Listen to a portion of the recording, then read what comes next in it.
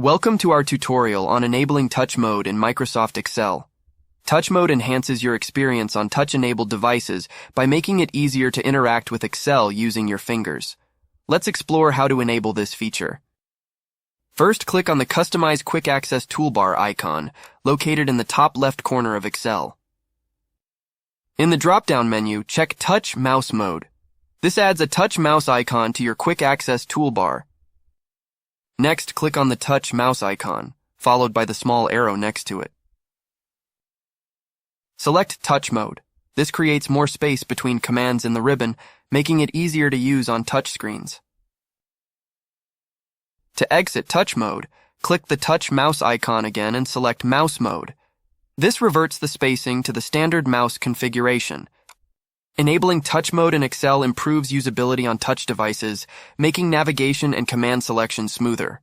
Thank you for watching. We hope this tutorial was helpful.